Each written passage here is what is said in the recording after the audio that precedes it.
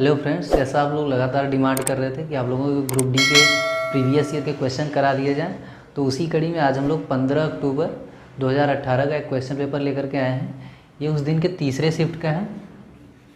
Date देख लीजिए एक बार।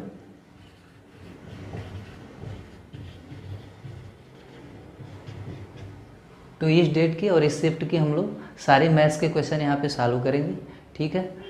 और बने रहिए, हम लोग आगे एनटीपीसी का भी सॉल्व कर रहे हैं, एसएससी सीएचएसएल का भी करवा देंगे और लेखपाल के लिए भी करवा देंगे, ठीक है। तो पहला क्वेश्चन इसमें पूछ रहा है कि एक व्यक्ति 1 रुपये में 3 संतरे की दर से कुछ संतरे और 1 रुपये में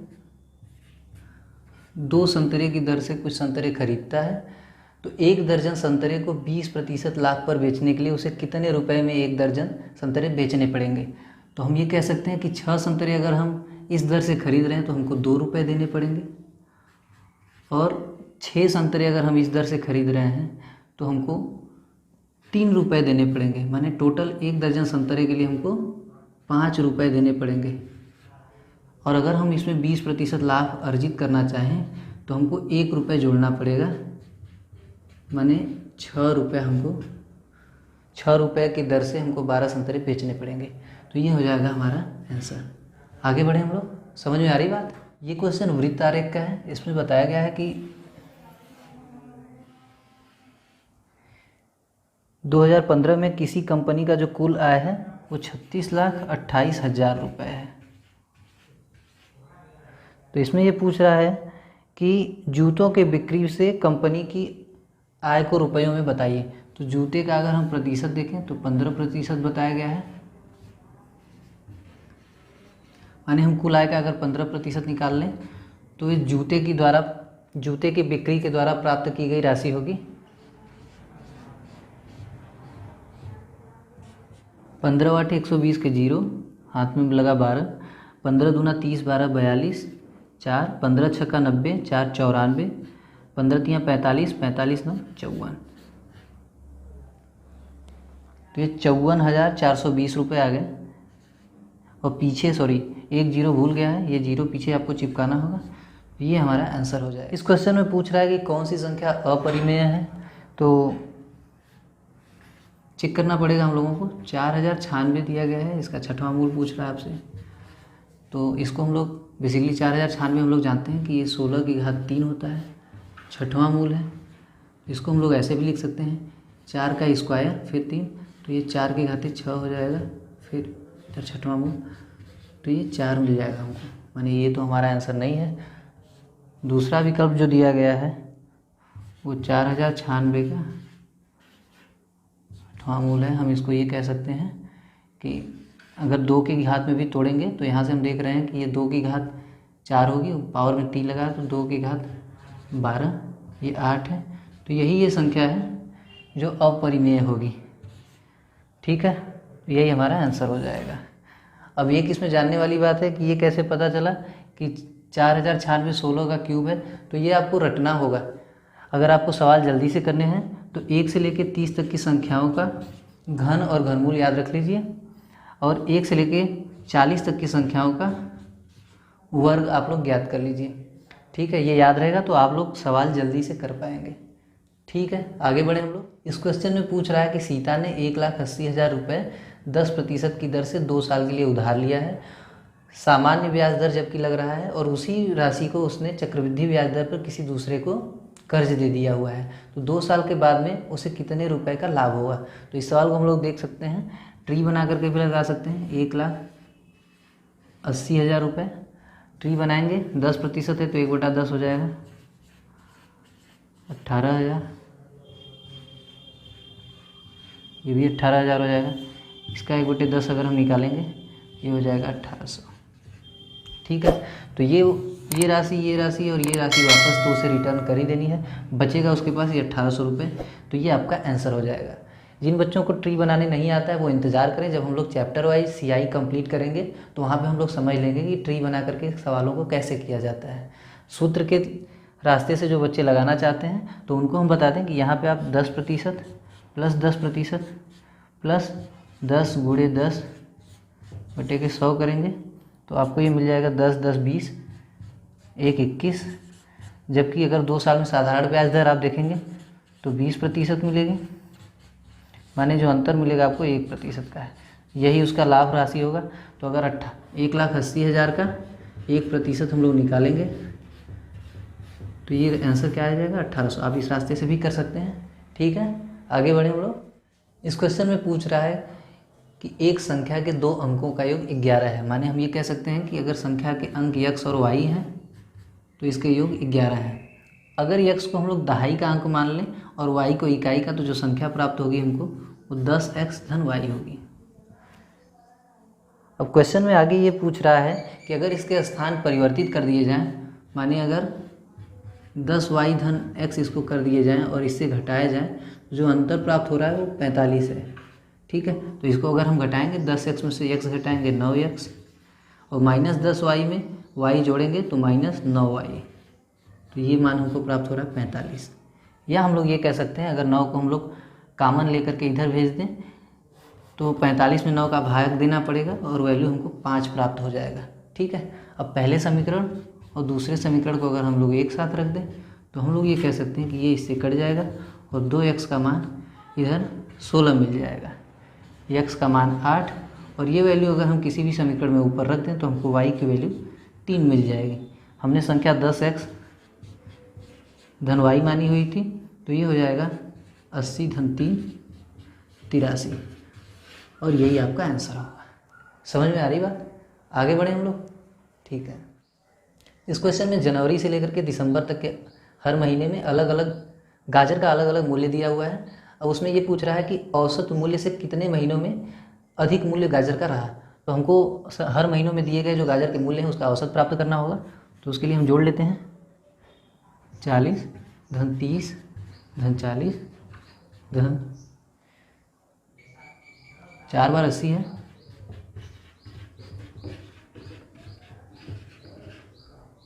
धन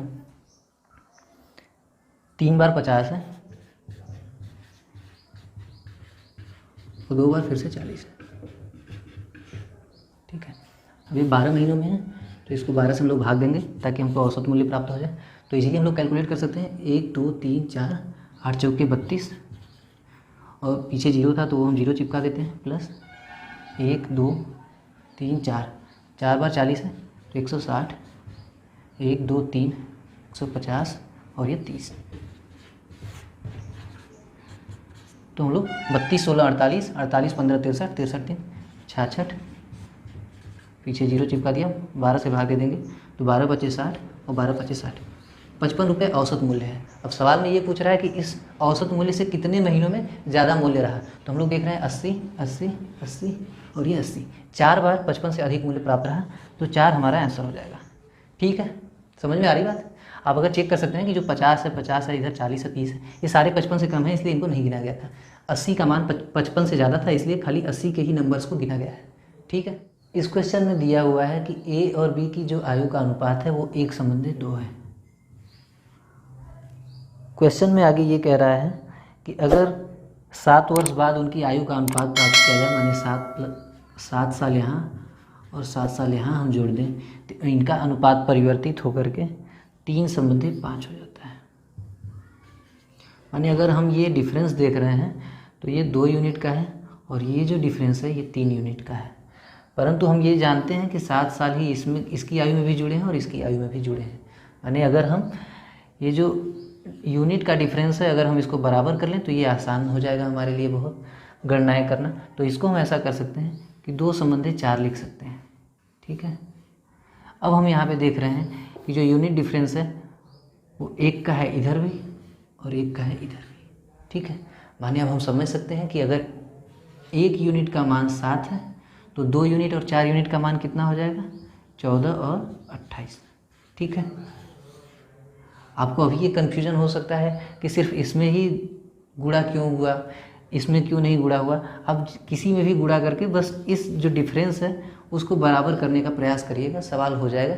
धीरे धीरे आप प्रैक्टिस करते रहेंगे तो ये आपको अंदाज़ा लग जाएगा कि किस में गुणा करना है, ताकि जो यूनिट डिफरेंस है वो आपको इक्वली प्राप्त हो जाए। ये प्रैक्टिस से होगा। ठीक है, अगर जिसको ये तरीका नहीं समझ में आता है तो वो फैक्टर वाइज इसको x 2x मान करके भी लगा सकता है। इधर 7 करके, इसमें भी 7 करके, फिर ये 3 संबंध 5 हो रहा है तो इसमें 5 का गुणा करके और इसमें 3 का गुणा करके आप इसको बराबर कर देंगे तो इस तरीके से भी लग जाएगा। वहाँ पे आपको x की वैल्यू मिल जाएगी और उस x की वैल्यू को आप वहाँ यहाँ पे फिर गुणा कर देंगे। ठीक है, किसी भी तरीके से आप जा सकते हैं। ये तरीका सबसे बेहतर है, सबसे आसान है, इसलिए मैंने आपको यही तरीका बताया। आगे बढ़े हम लोग। इस क्वेश्चन में दिया हुआ है कि मेरी आयु मेरे बेटे से 5 गुना अधिक है। माने हम अगर यहाँ फादर लिख लें और यहाँ सन लिख लें तो हम ये कह सकते हैं कि अगर सन की आयु 1 यूनिट है तो उसके पिताजी की आयु 5 यूनिट है। ठीक है, अगर यहाँ पे पुत्र की आयु हम लोग 1 यूनिट मान रहे हैं तो उसके पिताजी की आयु 5 यूनिट होगी। अब सवाल में आगे ये कह रहा है कि 6 वर्षों में मेरी आयु उसकी आयु का 3 गुना अधिक होगी। माने फिर से अगर हम यहाँ पे 6 साल जोड़ दें और यहाँ पे 6 साल जोड़ दें तो इनकी और इनकी आयु का जो अनुपात होगा वो 1/3 होगा। ठीक है, अब यहाँ पे भी 6 ही साल जुड़ा है, यहाँ पे भी 6 ही साल जुड़ा है। अगर आप यूनिट का डिफरेंस देखेंगे तो यहाँ 2 यूनिट का डिफरेंस है, यहाँ पे 0 यूनिट का डिफरेंस है। मैंने पिछले भी सवाल में आपको बताया था ये अगर साल बराबर जुड़ रहे हैं तो ये यूनिट डिफरेंस भी बराबर होना चाहिए था। तो हम लोग क्या कर सकते हैं कि अगर नीचे इस बार 2 का गुणा कर दें हम लोग तो 6 गुणे के 2 इसको कह सकते हैं। अब अगर हम यूनिट डिफरेंस देखेंगे तो यहाँ पे भी 1 यूनिट का डिफरेंस है और यहाँ पे भी 1 यूनिट का डिफरेंस है। अब यहाँ से क्लियरली हम लोग देख सकते हैं कि अगर 1 यूनिट का मान 6 है तो 5 यूनिट का मान 30 होगा और फिर से यहाँ पे 1 यूनिट का मान 6 होगा। क्वेश्चन में आपसे पूछ रहा है कि 2 वर्षों के बाद हमारी आयु क्या होगी। माने 2 वर्ष हम अगर इसमें ऐड कर दें तो ये आयु हो जाएगी 32 और ये आयु हो जाएगी 8। तो यही हमारा आंसर होगा। ठीक है, समझ में आ रही बात? आसान है, बिल्कुल आसान है। अगर आप लोग करते रहेंगे प्रैक्टिस तो ये आप बहुत ही आसानी से कर पाएंगे। ठीक है, आगे बढ़े हम लोग। अगला जो क्वेश्चन है वो सिंप्लीफिकेशन का है। क्वेश्चन में बेसिकली दिया गया है कि 16/3 माइनस 4 सही के 1/3 माइनस 3 सही 1/3 माइनस 2 सही 1/3 माइनस 1/3। तो इसके बराबर हम लोग क्या कर सकते हैं, 16/3 माइनस 4 धन 1/3 कर सकते हैं माइनस 3 धन 1/3 कर सकते हैं माइनस ये 2 धन 1/3 करेंगे, 1/3 से 1/3 कैंसिल हो जाएगा तो 2 ही बचेगा। अब अगर हम इसको 3 में से 2 घटाएं तो यहाँ पे 1 मिल जाएगा हमको, 1 धन 1/3। अब इसे अगर हम 4 धन 1/3 में से 1 धन 1/3 घटाएं तो 1/3 1/3 से कट जाएगा और ये वैल्यू हमको घट के 4 में से 1 घटेगी तो 3 मिल जाएगी। यानी नीचे हम लिख सकते हैं 16/3 माइनस 3, या हम लोग लिख सकते हैं 16 माइनस 9/3 7/3। ठीक है, ऑप्शन में आपको इस तरीके से दिया गया है 2 सही 1/3। ठीक है, तो यही हमारा ऑप्शन हो जाएगा, यही हमारा आंसर होगा। ठीक है, आगे बढ़े हम लोग। समझ में आ रही सबको बात? इस क्वेश्चन में पिछले 5 वर्षों में एक संस्थान ABC का जो राष्ट्रीय स्तर पर आयोजित प्रवेश परीक्षा के परिणामों के बारे में जानकारी दिया हुआ है। इसमें पूछ रहा है कि सबसे ज़्यादा रैंक किस साल में स्कोर किए गए हैं। तो ग्राफ को देख करके आप इजीली समझ सकते हैं कि 2015 में ये स्कोर 80 तक गया हुआ है और ये इस आरेख में सबसे उच्चतम है। तो 2015 हमारा आंसर हो जाएगा। समझ में आ रही बात? इसी सवाल में अगर निम्नतम पूछता है तो ग्राफ को देख करके आप इजीली समझ सकते हैं कि ये 2014 होता है। ठीक है, क्योंकि 2014 में ये स्कोर 10 तक ही गया है। समझ में आ रही बात? ठीक है, इस क्वेश्चन में दिया हुआ है 8a² b is equal to 27, ab² is equal to 216। तो इसको हम लोग ऐसे भी कह सकते हैं कि a² b is equal to 27/8। ठीक है, हमसे जो वैल्यू पूछ रहा है वो ab का वैल्यू पूछ रहा है। तो अगर हम पहले इक्वेशन में दूसरे इक्वेशन का गुणा कर दें तो हम लोग पाएंगे कि AQ multiplied with BQ is equal to 27/8 multiplied with 216। 8 से अगर हम इसको काटें तो 8 दूनी के 16, 8 7 56। अब ये 27 और 27, इसको 3 का क्यूब और 3 का क्यूब लिख सकते हैं हम लोग, ठीक है। तो ए बी का मान क्या हो जाएगा भाई, 3 × 3 बराबर 9, यही हमारा आंसर होगा, ठीक है। आगे बढ़े हम लोग। इस क्वेश्चन में दिया हुआ है कि एक समबाहु त्रिभुज का क्षेत्रफल 45 करड़ी में 3 है, ठीक है। तो उसकी ऊंचाई पूछ रहा है। अब हम लोग जानते हैं कि समबाहु त्रिभुज का जो क्षेत्रफल होता है वो करड़ी में 3/4 पूरे A² होता है, ठीक है। तो अगर हम यहाँ से देखें A² बराबर 45/4, 4 × 5 = 20, 4 × 4 = 16, 2 × 18, ये A² बराबर है। तो इसको हम लोग ऐसे भी कर सकते हैं, 36 5 180, 30 5 150, 6 5 30। तो ए का मान कितना हो जाएगा भाई, 6 करड़ी में 5 हो जाएगा, ठीक है।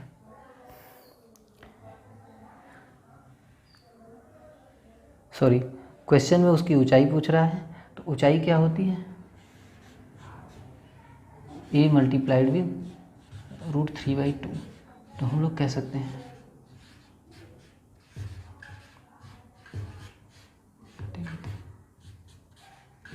3√15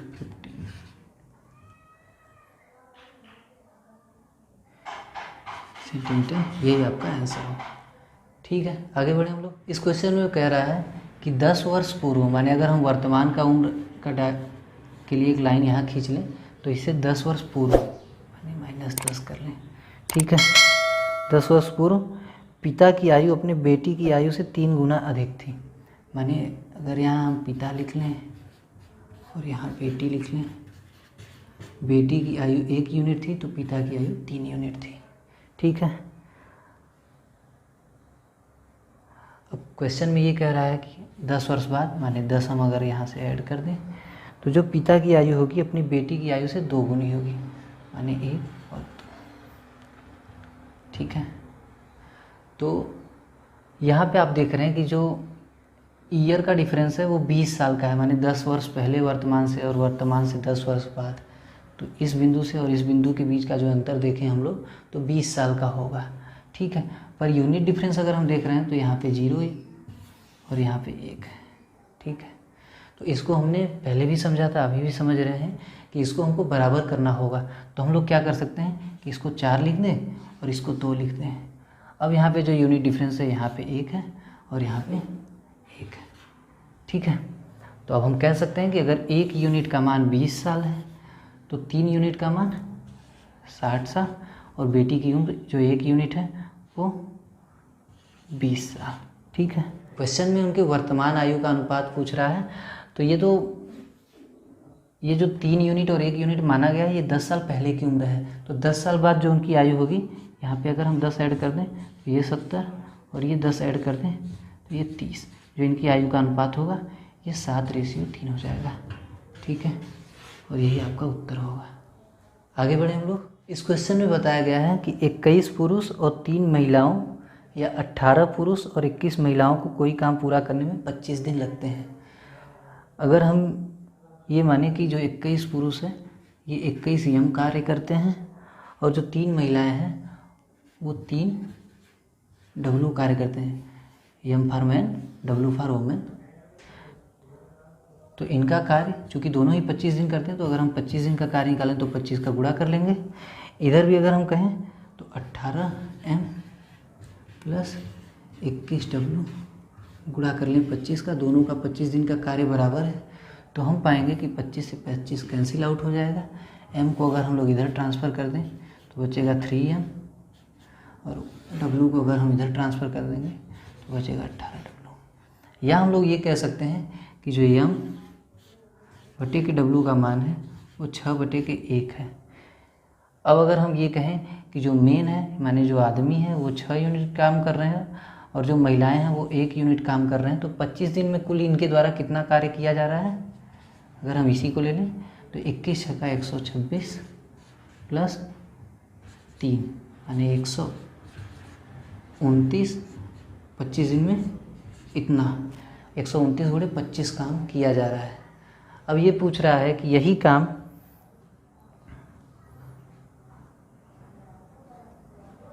यही काम 15 दिनों में पूरा करने के लिए, तो माने एक दिन में हमको इसके बटे अगर 15 कर दें तो एक दिन में किए जाने वाला कार्य निकल करके आ जाएगा।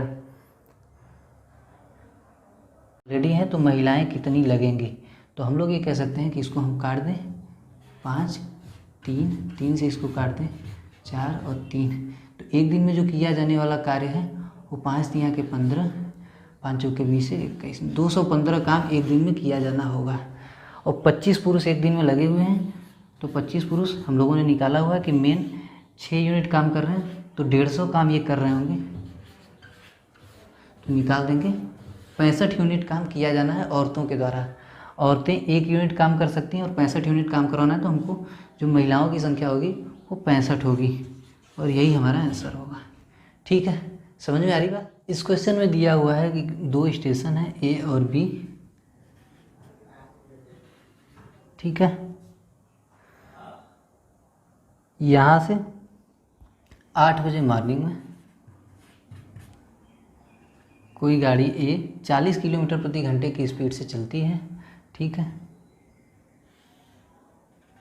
और इधर से इसकी स्पीड जो है 40 किलोमीटर प्रति घंटे है। यहाँ से 1 घंटे बाद माने 9 बजे कोई गाड़ी बी 50 किलोमीटर प्रति घंटे की स्पीड से चलती है। तो ये पूछ रहा है कि ये दोनों कब मिलेंगे, जबकि ए और बी की जो दूरी है वो 220 किलोमीटर है। तो बहुत ही आसान सा सवाल है। तो 8 बजे ये व्हीकल ए चलना शुरू कर देती है, गाड़ी ए चलना शुरू कर देती है, तो 9 बजे जो इनके बीच का डिस्टेंस होगा वो 180 बचा होगा। क्यों? क्योंकि 220 पूरी डिस्टेंस थी, 1 घंटे में 40 किलोमीटर कवर कर दिया होगा, तो अब जो इनके बीच का डिस्टेंस होगा वो 180 किलोमीटर होगा। अब जो दोनों की सम्मिलित गति है वो हम 40 और 50 अगर ऐड कर दें तो 90 किलोमीटर प्रति घंटा है। 180 किलोमीटर की डिस्टेंस इनको कवर करने में सम्मिलित रूप से भाग दे दें तो 2 घंटे लगेंगे। माने यहाँ से 2 घंटे बाद ये दोनों एक दूसरे से मिलेंगे। तो 8 बजे से 1 घंटे तक तो ये ए चला था, तो 9 बज गया था, उसके 2 घंटे बाद माने 11 बजे ये दोनों एक दूसरे से मिल जाएंगे। ठीक है, यही आपका उत्तर होगा। समझ में आ रही बात? बाकी बहुत डिटेल में करना होगा तो उस चैप्टर में हम लोग कर लेंगे, समझ लेंगे कि ये कैसे शार्ट्स करते हैं, कैसे इनको तरीके से करते हैं। फिर भी मैं आपको प्रयास कर रहा हूँ, क्योंकि ग्रुप डी के बच्चे होंगे तो कंपेरेटिवली जो एसएससी वाले या बैंक वाले बच्चे होंगे उनसे थोड़े कमज़ोर होंगे मैथ में। मैं बिल्कुल कमज़ोर की बात नहीं कर रहा हूँ, पर जो उनके मैथ के तरीके होंगे वो थोड़े से लेंदी होंगे, तो उसी तरीके से मैं ज़्यादा एक्सप्लेन करके बता रहा हूँ। ठीक है, और जहाँ पे ज़रूरत है वहाँ पे समझाने का प्रयास कर रहा हूँ। हालांकि इसको और शार्ट बनाया जा सकता है, पर हो सकता है कुछ बच्चों को वो कठिन लगे, इसलिए मैं उन तरीकों को नहीं अप्रोच कर रहा हूँ। ठीक है, चैप्टर वाइज जब हम लोग पढ़ेंगे तो पार्ट 1, पार्ट 2, पार्ट 3 करके, तो उसमें हम लोग लेवल को ईजी लेवल से मॉडरेट लेवल और फिर टफ लेवल तक लेकर के जाएंगे। ठीक है, समझ में आ रही बात? आगे बढ़ें। इस क्वेश्चन में दिया हुआ कि लाल और हरी गेंद का अनुपात किसी थैले में 38 संबंधी 5 है। ये लाल है रेड और ये हरा है ग्रीन। ठीक है, 38 संबंधी 5। अब ये कह रहा है कि अगर 6 लाल गेंदें थैले में और डाल दिया जाए, माने 6 और डाल दी गई, तो ये जो अनुपात है ये चेंज होकर के 8 संबंधी 3 हो जा रहा है। अब इस क्वेश्चन में बहुत ही इजीली हम लोग समझ सकते हैं कि ग्रीन वाली जो बाल की जो रेशियो थी उसमें ग्रीन कोई भी बाल मिलाई नहीं गई है, पर जो यूनिट है वो चेंज हो रहा है। तो हमको इजीली कैलकुलेट करने के लिए क्या करना पड़ेगा, इस ग्रीन को इक्वल करना पड़ेगा। ठीक है, तो हम लोग क्या कर सकते हैं कि यहाँ पे अगर हम 3 का गुणा कर देंगे इन दोनों में और यहाँ पे हम 5 का गुणा कर देंगे, तो जो ये ग्रीन वाली बाल की जो यूनिट्स हैं वो बराबर हो जाएंगे। तो 38 तियाँ कितना हो जाएगा, 40 तियाँ 120 में से 6 घटाती है 114 और ये हो गया 15। 6 बाल अगर हम लोग ऐड कर दे रहे हैं तो ये हो जाएगा 40 यूनिट और ये हो गया 15। माने यहाँ पे हम देख पा रहे हैं कि ग्रीन बाल में कोई इंक्रीमेंट नहीं हुआ था, तो उसका मान भी अब इक्वल है। अब हम लोग ये कह सकते हैं कि ये जो डिफरेंस है 74 यूनिट का, इसका मान 6 बार के बराबर है। तो 74 यूनिट का मान 6 बार, ठीक है। तो 1 यूनिट का मान हो गया 6/74। पूछ क्या रहा क्वेश्चन में आपसे, हरी गेंदों के। तो हरी गेंदों का जो मान है वो 15 यूनिट है। तो यहाँ से हम लोग कैलकुलेट कर सकते हैं आसानी से। काट दें अगर हम 2 से तो ये 3 हो गया, ये 37 हो गया। जो हरा वाला है उनकी संख्या हो जाएगी 15 × 45/37। हाँ जी, विकल्प में आपके मौजूद है, तो यही आपका आंसर होगा। ठीक है, समझ में आ रही बात? ठीक है। इस क्वेश्चन में दिया हुआ है कि 280 पुरुष एक कार्य को 30 दिनों में पूरा कर सकते हैं। माने हम ये मान लें कि जो काम का जो टोटल यूनिट है वो 280 × 30 है। ठीक है। वो क्वेश्चन में ये कह रहा है कि 4 दिन काम करने के बाद 80 पुरुषों ने काम छोड़ दिया है। तो हम लोग ये कह सकते हैं कि 3 × 8 = 24, 3 दूना के 6 8 और 2 0 पीछे चिपका देंगे हम लोग। तो ये हम लोगों को पता चल गया कि ये टोटल यूनिट ऑफ एक काम का टोटल यूनिट है ना, इतना यूनिट काम है हमारा पूरा।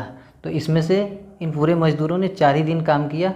माने अगर हम उनका निकाल लें तो 300 × 4 = 1200, 20 × 4 = 80 घटा देंगे तो 1120 बचेगा। घटा दें,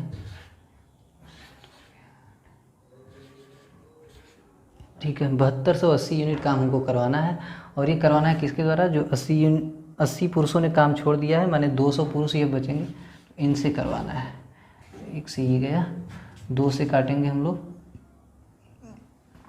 2 × 3 = 6, 2 × 6 = 12, ठीक है।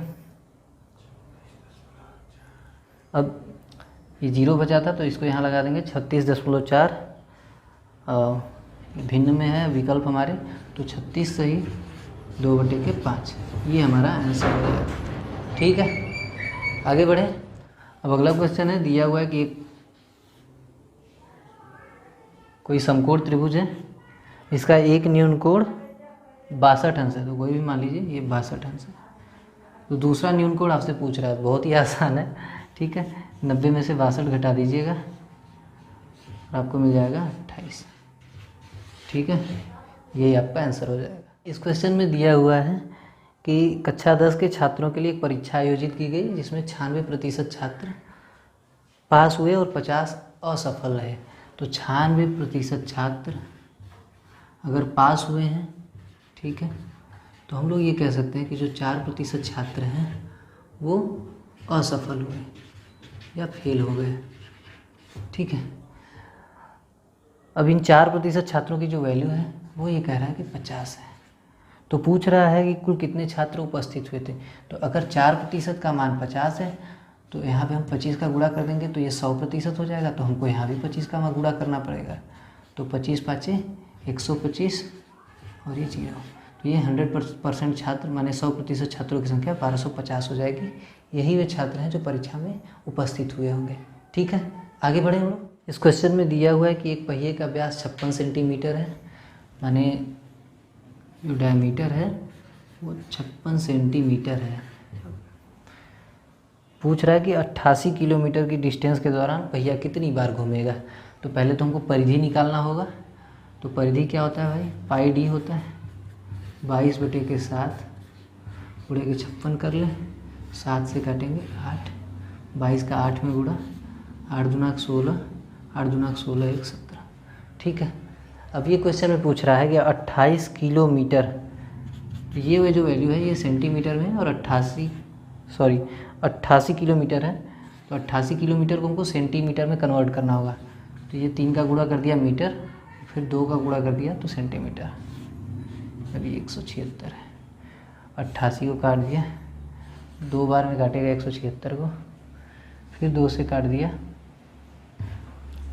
तो ये 5 बार में काटेगा इसको। ठीक है, 5 पे 1 2 3 4 0 हमारा इतनी बार घूमेगा, यही हमारा आंसर होगा। इस क्वेश्चन में आपको दिया हुआ है कि 629/37 का मान 17 है। तो आपसे ये पूछ रहा है कि 6.29 0.0017 का मान कितना होगा। तो यहाँ से हम लोग ये कैलकुलेट कर सकते हैं कि 629/17 बराबर 37 हो जाएगा।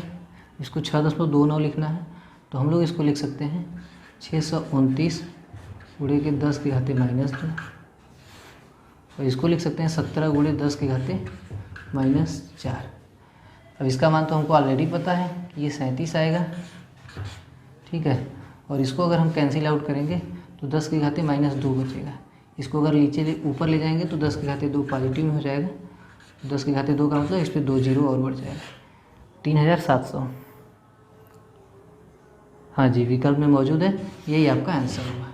ठीक है, आगे बढ़े हम लोग। इस क्वेश्चन में दिया हुआ है कि सुनीता एक निजी फर्म में काम करती हैं और उनकी जो वार्षिक आय है वो 12 लाख रुपए है। तो वो किसी घर के रखरखाव के लिए 5% खर्च करती हैं और दूसरा कोई पुराना घर है उसके रखरखाव के लिए 2% अतिरिक्त माने कि 7% खर्च करती हैं। तो क्वेश्चन में ये पूछा जा रहा है कि वो मासिक तौर पर घरों के रखरखाव के लिए कितना खर्च करती हैं। तो 12 लाख लिख लें हम लोग, और इसका 5/7 माने 12% निकाल लें तो 12/100 हो जाएगा। अब ये राशि वार्षिक निकल के आएगी तो हमको 12 का भाग देना पड़ेगा ताकि मासिक निकाल लें। एक वर्ष में 12 महीने होते हैं इसलिए हम लोग 12 का भाग दे रहे हैं। 12 से इसको काट दिए, 1 लाख हो गया, ठीक है। अब इस लाख को 100 से काटेंगे, 2 जीरो को, तो इधर 1000 निकल के आएगा। 12 का गुणा कर देंगे तो 12,000 रुपये होंगे, ठीक है। जो मासिक रूप से सीता खर्च कर रही होंगी अपने घरों के मरम्मत के लिए। आगे बढ़े हम लोग। इस क्वेश्चन में दिया हुआ है कि एक्स और वाई और जेड ने किसी व्यवसाय में सम्मिलित रूप से निवेश किया हुआ है। तो एक्स, वाई और जेड,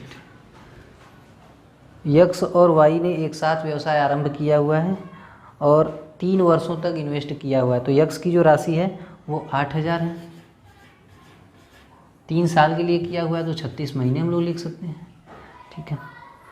वाई ने 10,000 का निवेश किया हुआ है और 3 साल के लिए किया हुआ तो 36 महीने लिख सकते हैं हम लोग। जेड 6000 का निवेश किए हैं, ठीक है, और 6 महीने बाद व्यवसाय से जुड़े हैं। माने हम ये कह सकते हैं कि 6 महीने अगर हटा दें तो ये 30 महीने के लिए व्यवसाय से जुड़े रहे। तो इनके जो रेशियो होंगे वो हम देख लेते हैं। पहले तो 6 से काटते हैं, 6 5 बार में ये 3 जीरो है तो 1 2 3 1 2 3 1 2 3 ये जीरो कट जाएंगे। अभी भी हम देख रहे हैं कि 6 कॉमन है तो 6 6 6 कट जाएगा। अब ये जो रेशियो निकल के आ रहा है 8:10:5 निकल के आ रहा है, माने 8:10:5। अब ये पूछ रहा है कि जो पूरा लाभ हुआ है 9,660 रुपये का हुआ है, तो जेड का कितना हिस्सा है। माने हम ये कह सकते हैं कि 10 8 18 5 23 यूनिट का मान 9,660 है। तो इसको अगर हम काटेंगे तो 23 चौक के 92, 23 दूना 46 और 0 का 0, तो 5 यूनिट का मान पूछ रहा है आपसे। जेड का हिस्सा जो 5 यूनिट है उसकी वैल्यू कितनी हो जाएगी, 5 दूना के 10, 5 चौक के 20, 21, 1 जीरो जो बाकी था उसको चिपका देंगे तो 2100 हमारा आंसर हो जाएगा, ठीक है। समझ में आ रही बात। एक चीज़ देख लीजिएगा कि खाली राशि इन्वेस्ट करने से हम हिस्सेदार नहीं हो जाते हैं। माने जो हमारे लाभांश होंगे उसका परसेंटेज नहीं डिफाइन किया जा सकता। हमको ये भी देखना होगा साथ ही साथ कि वो कितने समय तक उसमें इन्वेस्टेड था, ठीक है। अगर आप ये समान रूप से इसी तरीके से आप समझ सकते हैं कि अगर 1 लाख रुपया आज ही आप बैंक में इन्वेस्ट करेंगे, जमा कर देंगे और आज ही आप निकाल लेंगे तो आपको कोई भी ब्याज नहीं मिलेगा। जबकि कोई व्यक्ति अगर 10,000 रुपये 1 साल के लिए इन्वेस्ट कर देगा तो उसको कुछ ना कुछ ब्याज प्राप्त होगा, ठीक है। माने इन्वेस्टमेंट राशि के साथ साथ वो कितने समय तक के लिए उसमें इन्वेस्ट किया गया है ये भी बहुत ज़रूरी है। इसी आधार पर हम इसकी गणना कर सकते हैं कि जो लाभ है उसका कितना प्रतिशत अर्जित हुआ है किसी को भी, ठीक है। समझ में आ रही बात, ठीक है। अगर नहीं समझ में आ रही तो आप नीचे कमेंट करके बता दीजिएगा। चैप्टर वाइज जब हम लोग पढ़ेंगे तो वहाँ भी हम लोग समझ लेंगे कि इस तरीके के सवालों को कैसे करते हैं, ठीक है। इस क्वेश्चन में दिया हुआ है कि sine x minus cos x ये बराबर है करणी में 2 कास एक्स के।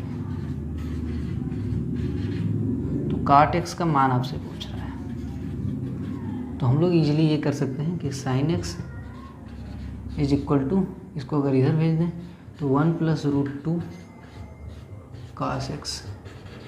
ठीक है, अब इसको इधर भेज दें और इसको इधर भेज दें तो हम लोग पा सकते हैं cot x is equal to 1/1 plus √2। ठीक है, अब यहाँ से आप इसको अगर परमेयीकरण करेंगे तो करड़ी में 2 माइनस 1 आ जाएगा। देख लीजिए कैसे, अगर हम लोग इसको करड़ी में 2 माइनस 1 करड़ी में 2 माइनस 1 का गुणा कर देंगे तो ऊपर हम लोग पाएंगे करड़ी में 2 माइनस 1 और नीचे हम लोग पाएंगे करड़ी में 2 का स्क्वायर माइनस 1 का स्क्वायर। तो ये करड़ी में 2 माइनस 1 बटेगा आपका, ये 2 हो जाएगा और उसमें से 1 घटेगा तो 1 आ जाएगा। तो ये आपका आंसर हो जाएगा। ठीक है, समझ में आ रही बात? आगे बढ़े हम लोग।